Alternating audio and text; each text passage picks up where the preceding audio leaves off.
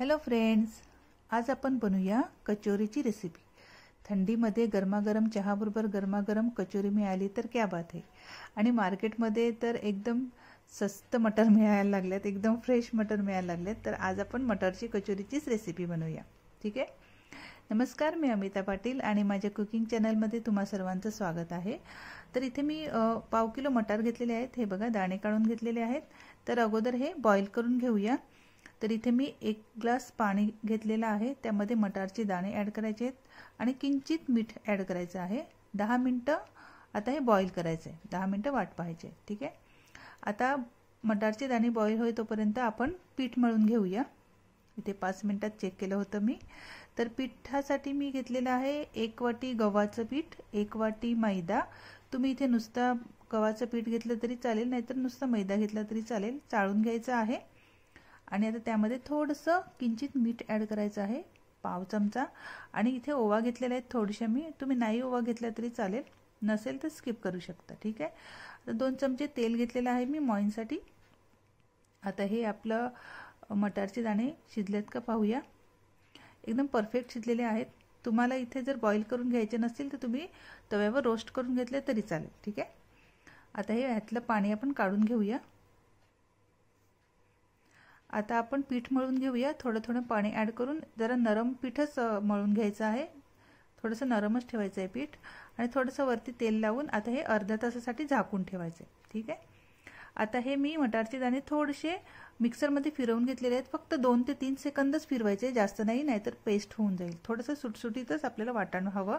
तर इथे मी 2 मिरच्या घेतलेल्या आहेत, थोडेसे लसूण, 1 इंच अद्रक आणि थोडीशी कोथिंबीर घेतलेली आहे।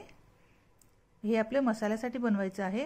आता 8-10 काळी मिरे, थोडंसं जिरं आणि 1.5 चमचा बडीशोप घेतलेला आहे। हा मसाला आता आपण छान असं वाटून घेऊया। खूप स्वादिष्ट मसाला बनवून तयार होतो, हे बघा। आता कढई नाहीतर पॅनमध्ये थोडंसं तेल ॲड करायचं आहे, थोडीशी हिंग आणि आता आपण तयार केलेला मसाला आहे ना, तो ॲड करायचा आहे। तेल जास्त ॲड करायचं नाही आहे, नाहीतर सर्व ते चिपचिपं होईल, ठीक आहे। आपल्याला सुटसुटच बनवायचं आहे।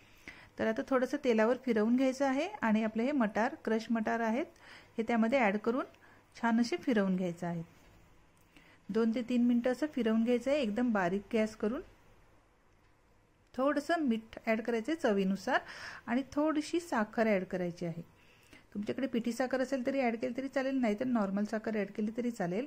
आणि 1 छोटा चमचा गरम मसाला ॲड करायचा आहे, बस इतकंच मसाला ॲड करायचं आहे, जास्त मसाले टाकायचे नाही, ठीक आहे।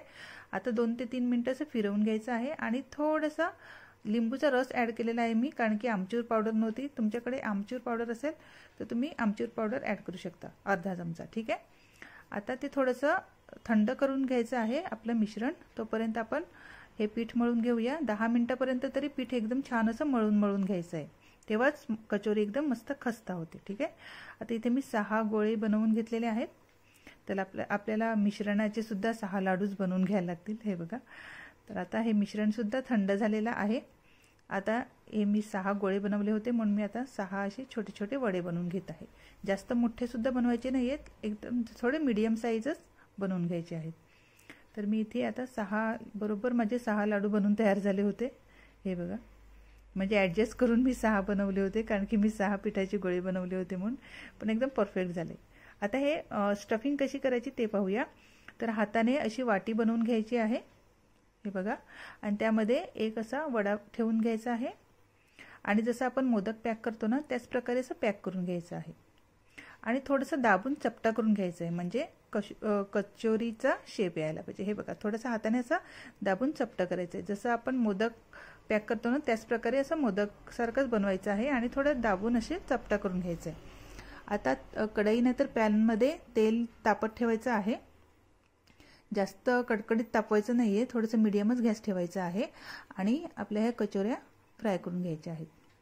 10 मिनिटं मीडियम गॅसवर आलटून पलटून छान असा क्रिस्पी होईपर्यंत फ्राय करून घ्यायचं आहे, मस्त छान असा लालसर रंग येईपर्यंत, हे बघा।